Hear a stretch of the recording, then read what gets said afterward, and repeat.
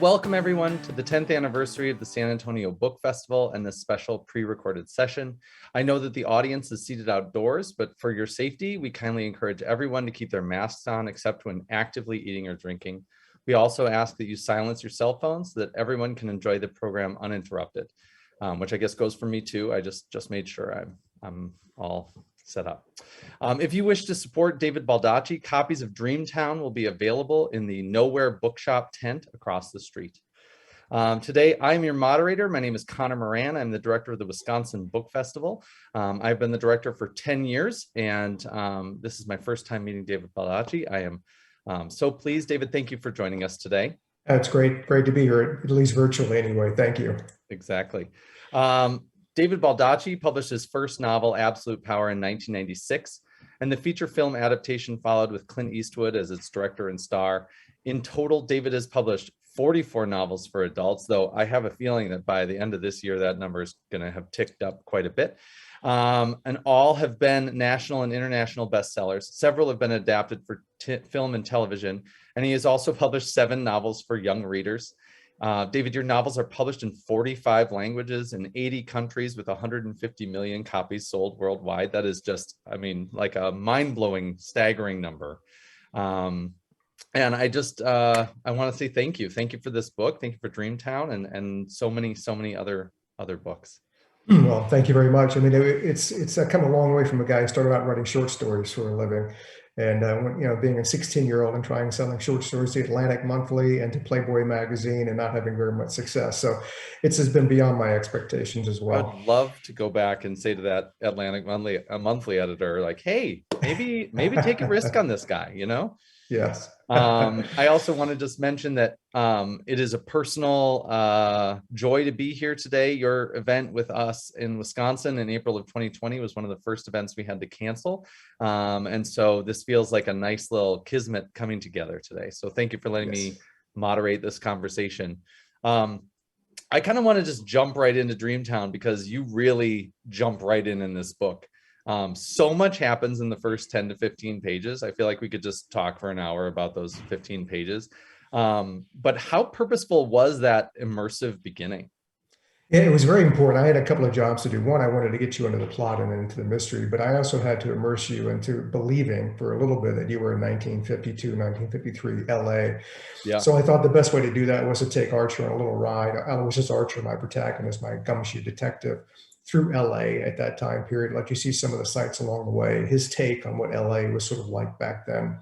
And then as he went to pick up his girlfriend for New Year's Eve at Universal Studios, it really, every word in those first 2 or 3 chapters really counted. I started out, it was probably 60 pages long, and I cut it until it was like maybe 15 for those first 3 chapters. Take out those little like lists of Hollywood stars and only give us the real gems, or yeah, you have to be ruthless. I mean, I did a lot of research for this novel, but the key with research and writing fiction is do the research, understand the subject matter really well, and that will allow you to integrate exactly what you need and no more. And then you have to cut out 99% of what you intended to put in. If you do that, feels like the hardest part. You're golden. It is. It's really hard, but you got to be ruthless. Yeah, for sure. You did such a great job. Dreamtown begins with that quintessential noir voice, and I spent the first handful of chapters even just reading with the sounds of like Sam Spade and Philip Marlowe bouncing around in my head. For those of you who haven't started it yet, it starts like this. It was New Year's Eve, 1952. Aloysius Archer was 30 years old, once a decorated soldier, and next a humbled inmate. He was currently a private detective with several years of intense experience trolling the darker side of life. And I just was like, okay, as a reader, I have questions. I have dark alleys I want to go down with him. How much work goes into building that voice? And how did you know when you had it? Yeah, this is the 3rd book in the Archer series, and I think I finally hit my stride and found that voice pretty well in this novel. Yeah. The first one was One Good Deed. I was feeling my way, gambling man. I was getting there. I was building up. He was on the West Coast, and he was now a private detective. This one I really hit my stride, I think. But it's almost like it's almost like exercising. The more you do it, the better you get at it. The muscles get better and the storytelling gets better. And also spending time with a character on the page. It's much like, getting to know someone over a period of years. They start out as strangers and then over time they become friends. And same thing happened with characters, at least in my experience. Yeah. How did Archer come to you? Was it I always I just wanted to write this private eye, or I wanted to write him, or Well, I started out, I love crime noir. So, Dashiell Hammett, James Ellroy, Raymond Chandler, and moved up to Ross MacDonald, who's sort of at the pinnacle yeah. for me. I was in Toronto, I think in 2019, on book tour, pre-COVID, middle of a snowstorm, and I finished all my work for the day, and I went back to my hotel room. I don't sleep well on the road, and I'm staring out of this wall of white, blizzard just pouring down, and I thought, I'm going to write a short story with this guy, Aloysius Archer, ex-vet, ex-con, wants to be a PI. Let me just see where the story goes. So I thought it was going to be a short story. Yeah. And So three still months, writing short stories after from 16 and the experience, then you're still writing short stories. absolutely. I cut my teeth on short stories because even though it's a short form, it has all the elements of long form fiction. You have to have characters, narrative, plot, dialogue, but you have nowhere to hide in 20 pages, where you do have some places you can cruise and fudge a little bit in 400 pages. Sure. So short stories is just an excellent way for writers to cut their teeth and learn the craft. So that's my humble ambition, was going to be a short story or maybe a novella, 90 Okay. pages or whatever. But the more I wrote, the more I got into the material, the more I got into the story, the more I got into the character. And I wrote the first book really fast, like 3 months. I had a 400 plus page novel because I was just totally, and nobody knew I was writing it. My agent, my publisher, nobody knew I was writing it, Yeah. other than Just a me. It passion was just, project. Okay. it was a passion project. So but it started in Toronto, Canada, in the middle of a blizzard. It's unbelievable. I mean, it's totally believable. That's maybe is how the only way it's going to get here. But one of the things there's so much in this novel that kind of it goes right into the type, and it plays completely against the type of this kind of private eye gumshoe detective. And one of the things that really struck me is, I mean, obviously from the first line, we know that it's set in the 50s, but that really makes Aloysius a different kind of private eye from, the ones created by Dashiell Hammett or Raymond Chandler. He actually exists in a world where Humphrey Bogart has already brought those characters to life. You might run into Bogey at the party he's going to that night. And he's a veteran, which is a perspective I don't think we get in those stories out of the 20s and 30s as much. He has this familiarity with violence from serving in World War II. He has a little, I don't know, I don't want to say darkness. He has like a little shadow about, that time in his life. And so what made you want to make him a veteran? What part of telling that story stood out to you and said, this is what's important about him? Well, he was a young guy. So in One Good Deed, he was 27, which, today people are still trying to figure out what they want to do with their life. Yeah. In the 1950s, 27, you're almost halfway through your life. Life Right. expectancy Yeah. back then was not Depending nearly on what how it you is. live it, for sure. Right. So I wanted him to, even at a young age, have the two most difficult life experiences I think anyone could have. One is fighting in a war where you could die any minute, and two is serving time in prison, which is a horrible, horrible thing for anyone. So Yeah. even at 27 and now at 30 in Dreamtown, he's lived a lot longer than his actual calendar years. And that's giving him some experience and, more importantly, some perspective on life. So he's seen a lot of life in a very short period of time. And I also wanted to, just for my own sake, I wanted to graft a little bit of a 21st century sensibility onto this guy, because the 50s were a fun era, unless you were a minority, person of color, or a woman. And if you were, not so much fun for you. It was pretty bad times, actually, then. So I took some pains throughout the story to sort of bring a 21st century sensibility through his eyes. And that was the other reason I wanted him to be a veteran and also have been in prison, because he's seen the other side of life. He's not this Pollyanna just walking through life with all good things happening to him. And that gives him a more nuanced experience and perspective on things. So he can push back against people who are sort of spouting, the traditional, racist and misogynistic lines back then that everybody did. And that was important for me. Yeah. He's 27, but he could just as easily be 40 or 58. I mean, he does have this kind of like, he sees it all. He sees Willie Cash kind of for who Willie is and what that relationship is. And he sees his relationship with Liberty that way too, where he's like, I know kind of what I might want, but I also am realistic. And he definitely has that confidence of a much older person, I think. I guess to go back just real quick to the beginning, as if I weren't totally immersed in the voice, you just kind of throw us in the back seat of his car. this, is it Delahaye? Yes. Not a Yeah. car, not a car that many people see, unless maybe, you know, they're filming something on the Universal lot. Right. But we go on that Universal tour of our dreams, right? Where you can get in on the lot because you have somebody's name and you kind of have a little swagger and confidence.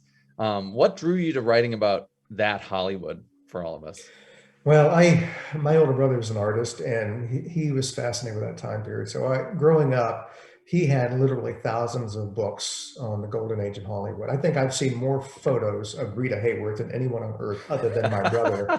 So I was steeped in that time Okay. period from a really early age, and I found it fascinating. One, just because so many things took place. I mean, during the book, I talk about in one year, you have movies like the Quiet Man and High Noon and Dial M for Mhm. Murder and Rear Window, all being done and are coming out in the same year. Four Yeah. classics, and just the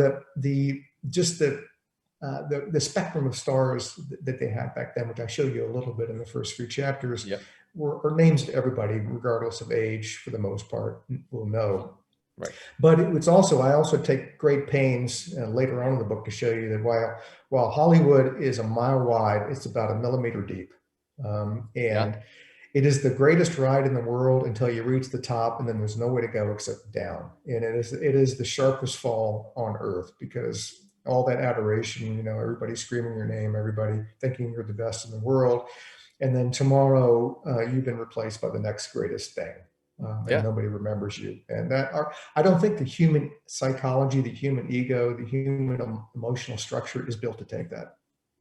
No, I mean, I think you do a really great job of that. You kind of pull out the stops, just like the people of LA, to give us this New Year's Eve extravaganza with Coconut Grove and the Ambassador Hotel, and really wonderful little aside, Clark Gable's at the bar, and Carol Lombard, Frank Sinatra, whoever. And we're all kind of getting this access to it through Archer's friend Liberty Callahan, who I think in many books would be the blonde woman knocking on the door and getting everything started. And then this is, I mean, not that she's not getting it started, but she's really providing us entree into that.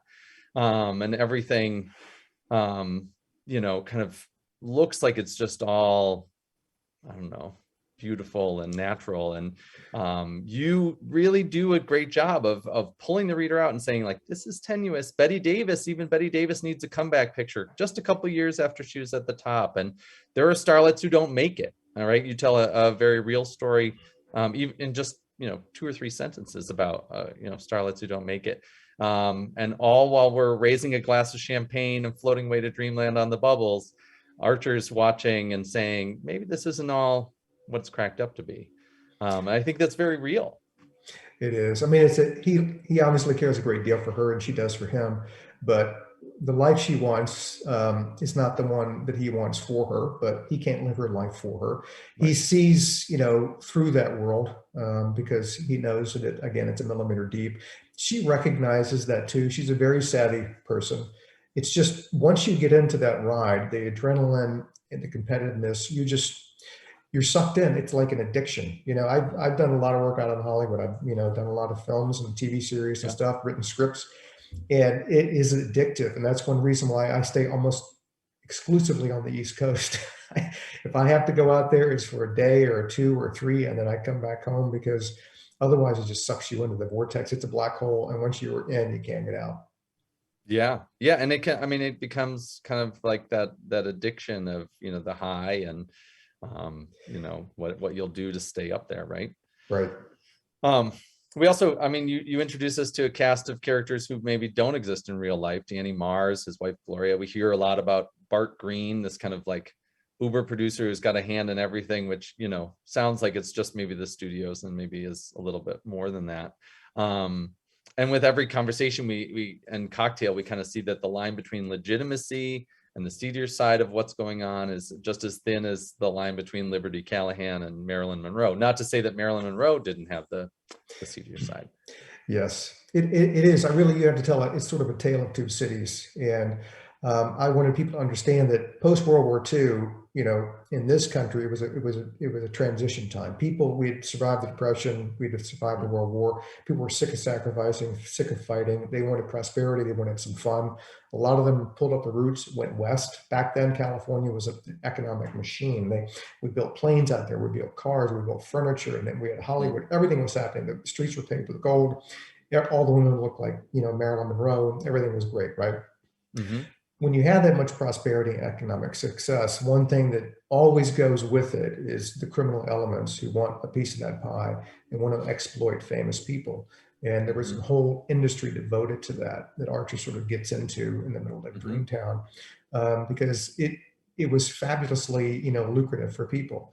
And even though the mob, by the early 50s and mid 50s, the mob had sort of moved out of LA and went to Las Vegas, where it was easier to make a living. You had a guy that came in, Bill Parker, the new head of the LAPD. He was cleaning up corruption and stuff, even though he was not a perfect man by any means at all. Yeah, right. But the mob was still there. The mob was still in LA, and they were still trying to make money there as well. And I wanted to show that it really is. It's beautiful on the surface, but once you lift it up, you understand there's a lot of trauma and emotional renderings underneath that really can destroy people, and it can be very harmful to them. But that's the world that Archer wants to be in, because even though it's difficult, it's also fascinating to him. It's like getting 3 PhDs in human psychology.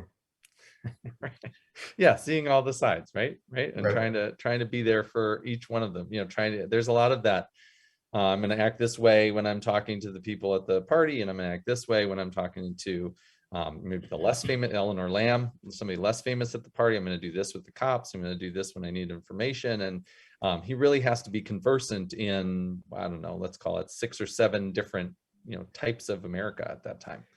Yes, he really does. And dealing with the cops back then was, being a PI, talk about straddling the fence. I mean, one moment you're good, and the next moment, you got a baton on top of your head and you're thrown in the tank for no good reason. And that's just the way it was back then. So he had to work with the cops, even though he knew that at any moment, things could go bad. But I like the fact that, he can't Google stuff to get an answer. I like the fact that he has to go and talk to people, use personal skills, gain people's trust and confidence, and then he can get information, put it together, and move on to the next subject, and get a little more information that way. You can throw out some 5s, have a few drinks with somebody. Exactly. Whatever he has to do to get in the door. Yeah. Right. The way we used to do it anyway. Yeah. I really like how you really walk us through that. In the moment, he'll be having a conversation. There'll be a little aside where he's like, I'm thinking about the scene where he goes back to Eleanor Lamb's house, and he's talking to a cop, and he's like, oh, okay, this guy's he's gonna play with me. And then the guy says something, and he's like, oh, maybe it's not going to be the way that I thought this was going to go. Maybe he's not as nice and just genuine. Yeah, and I think that's a lot more realistic. You look at a lot of TV shows now, you have private eyes and the cops working hand in hand. I was a trial lawyer for years in Washington, D.C. I never really saw a whole lot of that. That cooperation going on. No private eyes taking the stand and just saying, oh yeah, the cops did everything right. Yeah, that's just not what didn't happen in my world anyway. So I think it was a lot more realistic, but it puts more pressure on Archer. But the more he has to work at it, the better he gets at the skills that he needs to be a better PI. And it's much like writing. It's a craft. You're never going to master it. You're an apprentice for life, but he keeps getting better with it each time. You're saying you're not a master. 44 now, 150 million books in print, and you don't feel like you've mastered it. No, never will. I keep raising my hand to ask a question of somebody. That's pretty great. I mean, like that level of, like, maybe that's why the books are so good, David. Yeah, well, I spent some time when we were doing Absolute Power, the film. I spent a lot of time with Bill Goldman, the legendary screenwriter, and we had a lot of good conversations about writing. And he told me something I've never forgotten. He said, what terrifies me? And this is a guy who's won 2 Academy Awards, written, 20 of them. William Goldman.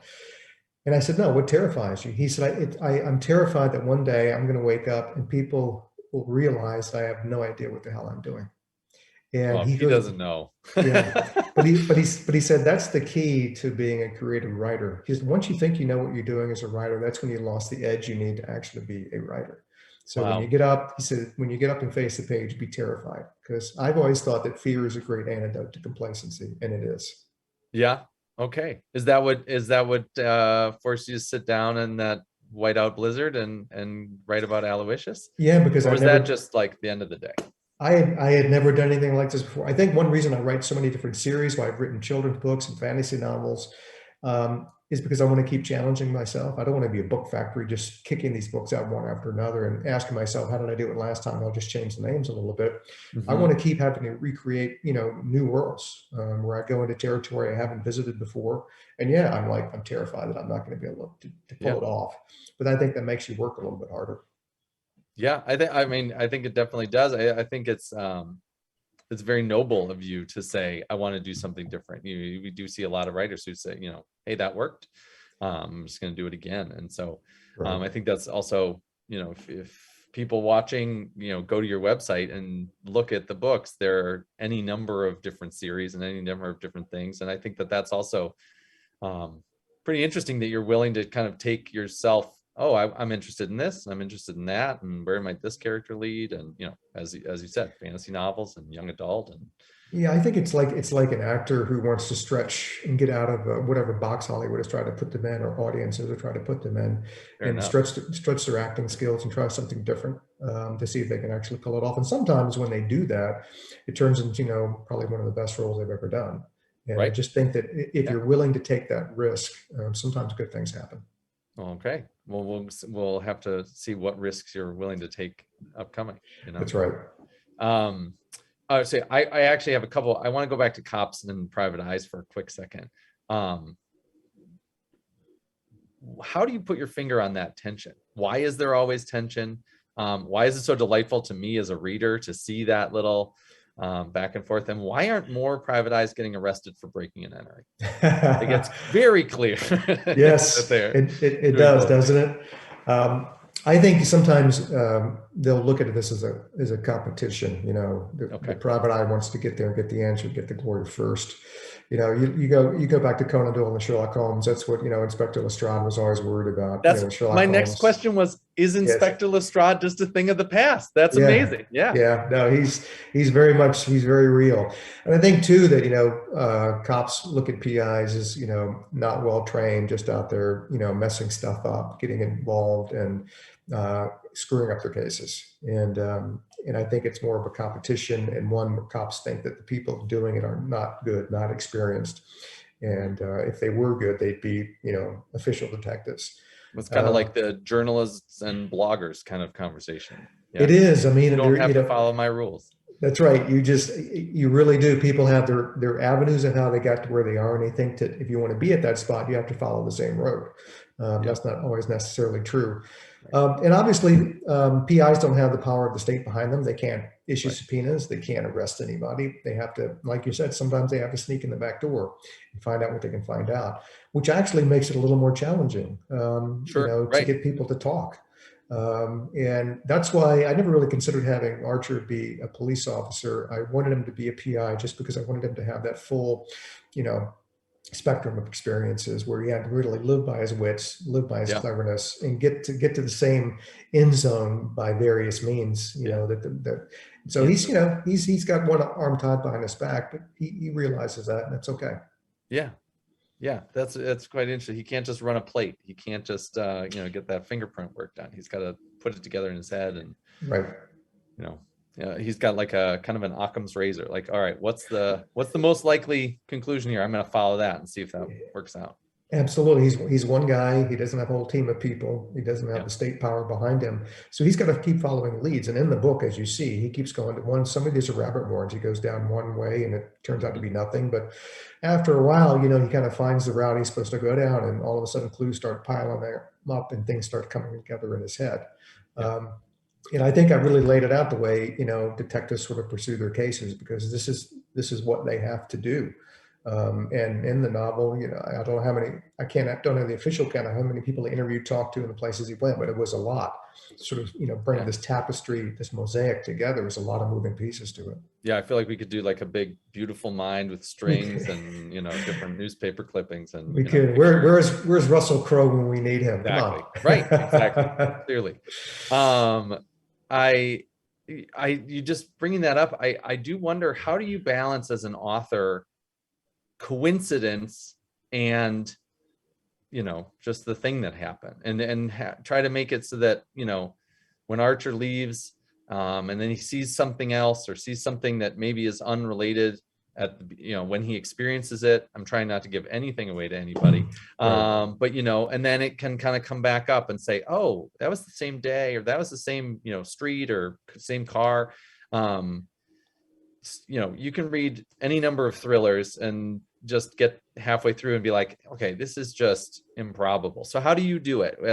What's your approach to, I want it to build, but not.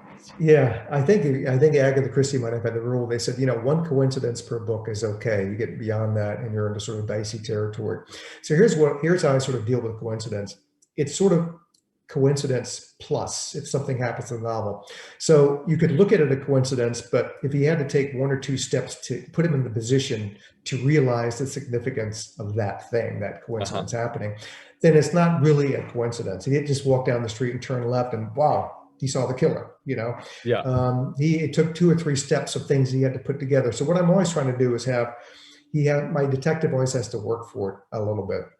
And it could be that he interviewed somebody, got some information that allowed him to be in a position where something was revealed to him that otherwise would not have been. So for me, that's not so much of a coincidence. It's just part of what the detective does. It's sort of, the gumshoe. It's pounding the pavement and asking questions and getting him to that position. Further on in the book, you'll see that he's in some of these locations at the right time, not just because, but because he put in the work to allow him to be in those positions. That's really how I sort of deal with that. I always think of myself, he's got to be a working person. He's got to work for this part to put him where he needs to be, where something is revealed. Yeah, I think that's good. I think that work becomes evident for the reader as well. I mean, it does feel like you've taken the care to make it, worth our while to put in the, whatever this one is, 400 pages. But, it reads like it's, I don't know, let's call it 180 or something like that. You just you don't put it down. I have to say, you do not put this book down.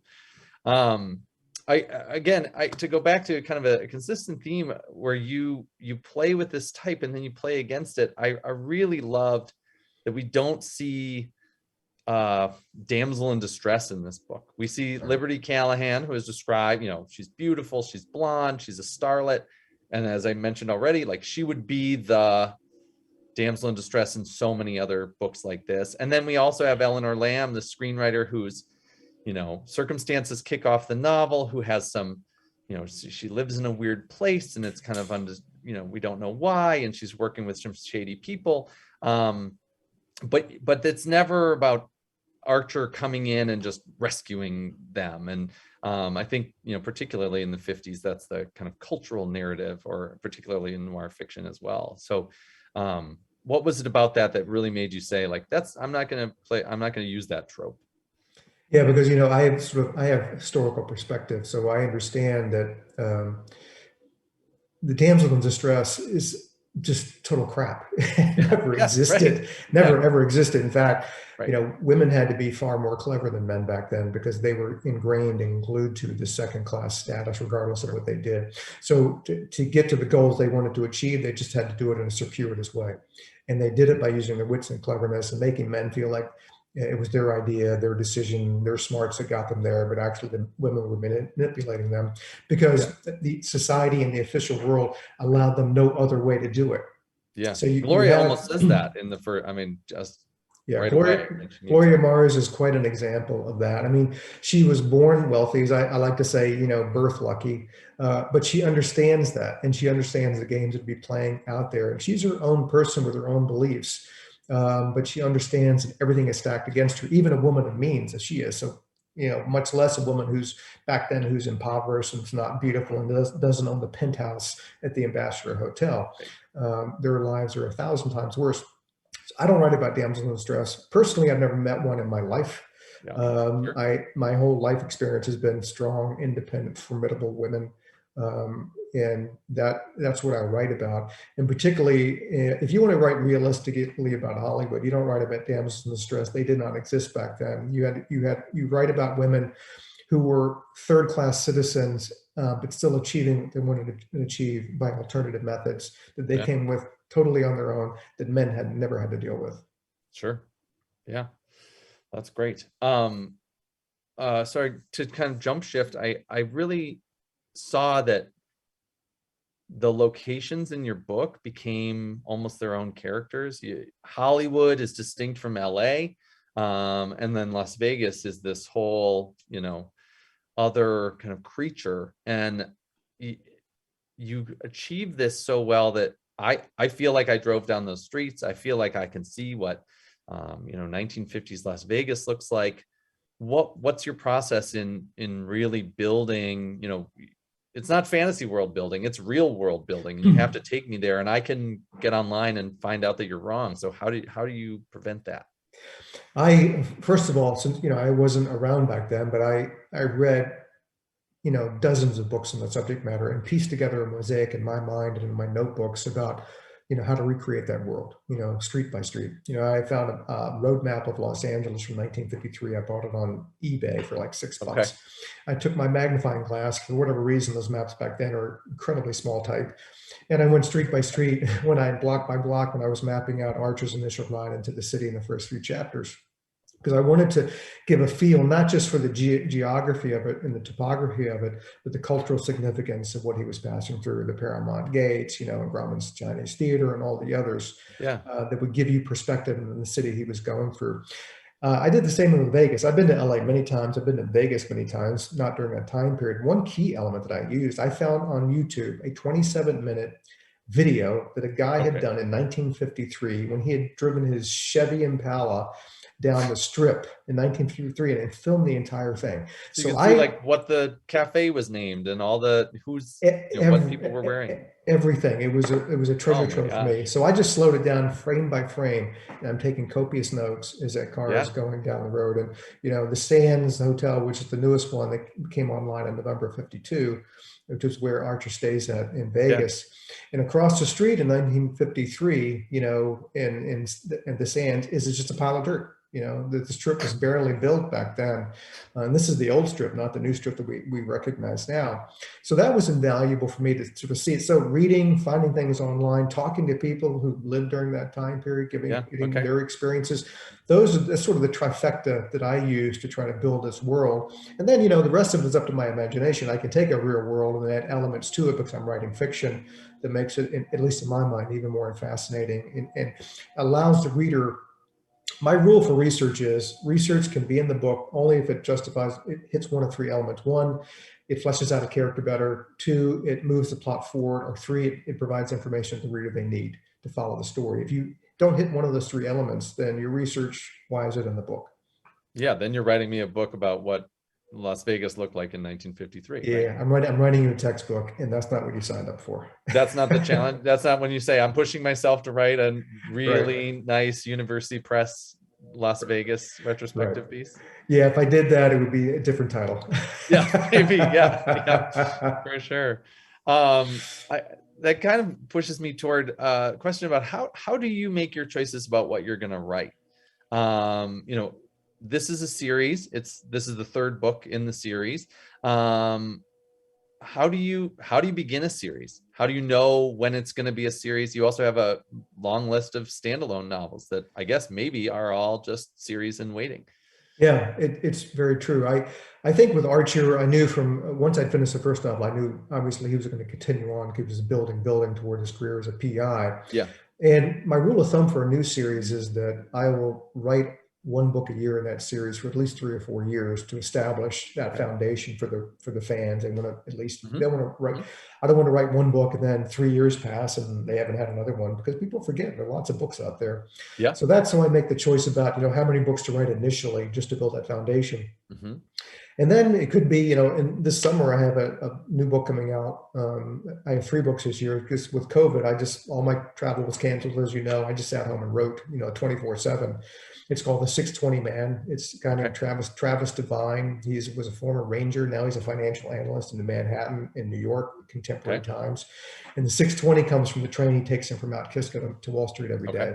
And the things sort of he sees along the way. That's the beginning of a series. I thought of that idea while I was down in Florida, just riding my bike, and just kind of the loop in my head came out, and I thought, okay, this character can justify a series. So now I will sort of put the next installment together with him. And your other question, how do I decide what series to write? Sometimes it's as simple as who do I miss seeing on the page? Oh, that's lovely. Who haven't I written about for a while? And I kind of would like to spend Sure. more time with them.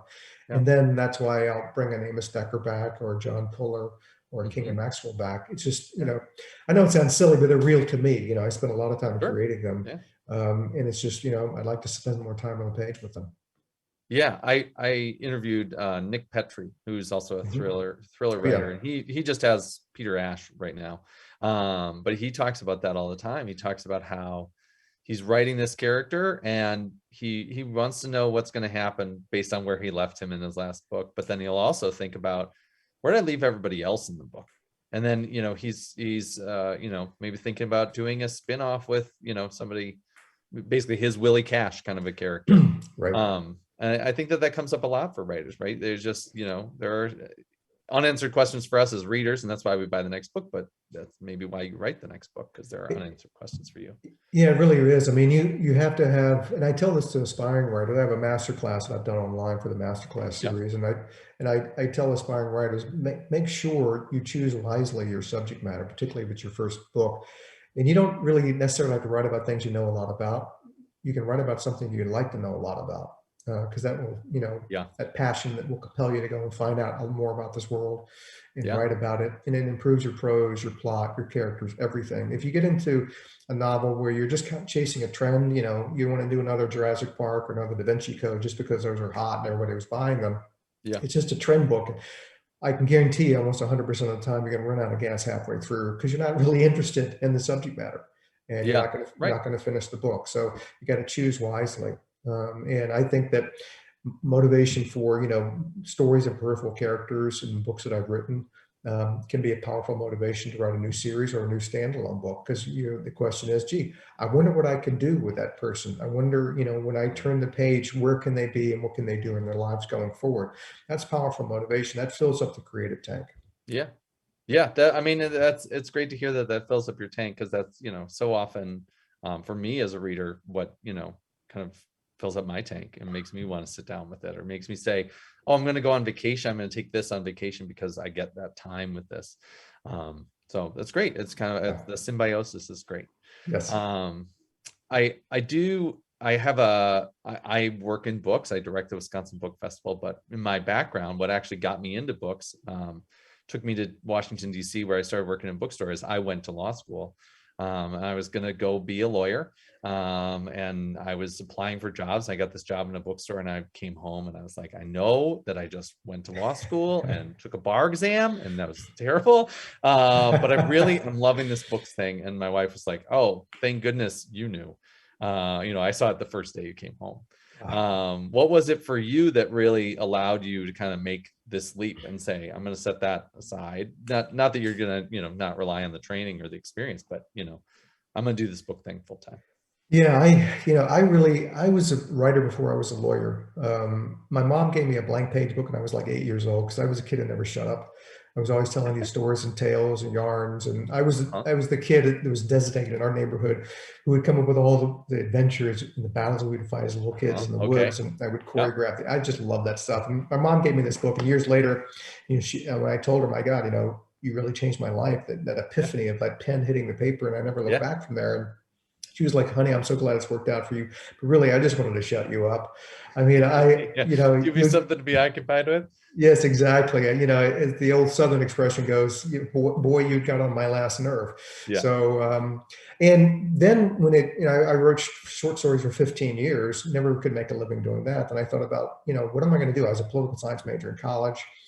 I didn't want to get a PhD in that and teach. So I thought, what do I like? Well, I like to write. I like to stand up and tell stories. I like research. And I thought, well, that's what lawyers do. So I applied to law school. I took the LSAT and went to the University of Virginia Law School.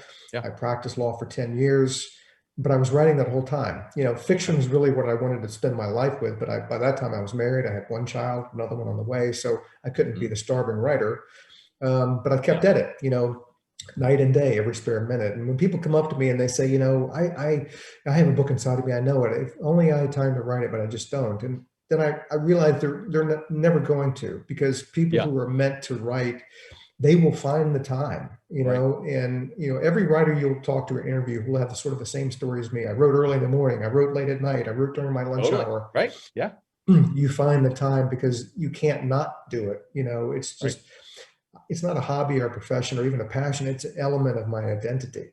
Sure. So there's no way to separate that from Yeah. me. Have you always written the same way? I mean, I notice you write short declarative sentences. The legal background, explains that to me in many ways, but has that always been your kind of thing? Was there a time when a David Baldacci story was real flowery and, you Oh know, yeah, yes. yeah, I have gotten a lot more economical. If I used to write it in 100 words, I try to write it in 10. And my, I sort of use my rule of thumb, and the gold standard for me is the greatest political speech ever written in this country. It's called the Gettysburg Address by Abraham Lincoln, obviously. The speech was only 363 words long. It took Lincoln 2.5 minutes to say it. The guy who spoke before him was a congressman, I think from Minnesota, who spoke at Gettysburg before Lincoln for 2.5 hours. Nobody remembered that guy. yeah, right. Yeah. No, but Okay, I'll Google him. yeah, it's Google him, but every word in the Gettysburg Address was well thought out, and it earned its right to be in that speech. And Sure. that's sort of the gold standard I shoot for. And I like the fact that it takes a lot more work to make it shorter. You Yeah. can write, That's, I you mean, can write, yeah, you can write longer, and it's lazy to write longer. yeah, that's really, I mean, they say it about cooking too, right? Cooking simple food is harder than cooking elaborate, something else because everything has to matter. And then, Yes. if it doesn't get you there, you have nothing to kind of fall back on. There's not Yeah. there. There's no place to hide. Yeah. Yeah. Well, David, it looks like we have just about 2 or 3 more minutes. And before we go, I do want to give you the opportunity. I want to bring the Wish You Well Foundation to all of the people here in San Yeah. Antonio watching and people watching at home. You do this incredible literacy work with your foundation, Wish You Well Foundation. And I just wanted to kind of ask you, how did that come about? What work are you focused on right now, and how can people get involved? When I first started out, a lot of my events were sponsored by Friends of the Library, library associations, Yep. literacy organizations. So I really got a crash course in the challenges of illiteracy in this country, where 100 million plus adults read at the two lowest levels of literacy. For me, this is not about, reading the next bestseller on the beach. This is about being a Yeah. productive member of a democracy. We live in an information age where my kids, who are in their mid to late 20s, Hmm. they have more information thrust at them Yeah. on a daily basis than their grandparents got in 40 years. Yeah. I was gonna say, right. Yeah, Exactly. it's just an incredible amount. So if you can't process information and arrive at your own Yeah. decisions, that's not a good thing for this country. And I live outside of Washington, D.C., and where there is an army of people, bright, overachieving with heavy agendas. If you Hmm. can't make up your mind about things, they will tell you what to think and how to vote, and that's Sure. never a good thing. So an informed population is a good thing. Also, if you want to be economically sustainable, if you're in poverty and you want to break your family out of that cycle of poverty, Yeah, I was gonna say, right, because it lasts, right? It's it does. The one tool you need is the ability to read, because the ability to read is it's the same verb as to think. You can't do one without the other, particularly in this day and age. So at the Wish You Well Foundation, we fund literacy organizations and initiatives and programs all over the country. I think we've done programs all 50 states and counting. amazing. We put millions of dollars into it because we know that it works. We've helped billions of people read at a higher level. We have evolved over how we do things. It used to be, you'd spend years learning tutor one-on-one, learning how to read a book, maybe the Yeah. Bible, which is a great thing. Yeah. But now it's evolved to almost like a community college kind of thing. You Okay. come into it and you get sort of credits, and you look at the panoply of choices, and you decide, okay, if I do this, this, and this in a year or two from here, my reading level will be 3 times higher, and I'll be able to get this job, which will pay Sure. me this Yeah. much money. And that's a ladder you can keep climbing. So that's what it's evolved to. And we also try to bring organizations together. Organization A in this state may do something really well, but it's weak on something. This organization in B in Sure. another state does something really well, but they're weak on the thing this organization Yeah. is stronger. We bring Yeah. those together. We're kind of like a clearinghouse. And then our third leg of the stool is that we have a program called Feeding Body and Mind. We partner with Feeding America, which runs all the nation's food banks. Yeah. So on my book tours, people donate books, and we ship those books to food banks around the country. If you're literacy challenged, you obviously are going to be food challenged as well. They go hand in hand. So we wanted people to be able to go home with food to feed themselves and their family, but with books to feed their minds and their souls. My Yeah. wife and I have seen, only good results from books being in a home.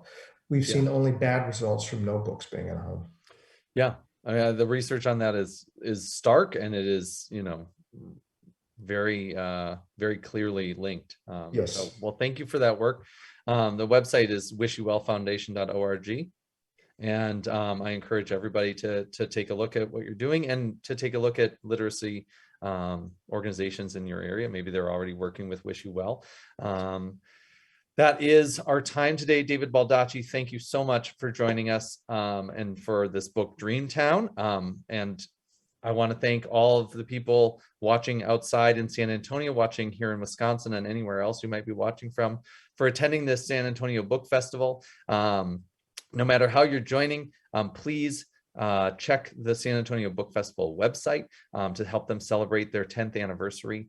My name is Connor Moran. This is David Baldacci. Quick round of applause for David. Thank you so much. Thank you. I enjoyed it very much. Thank you.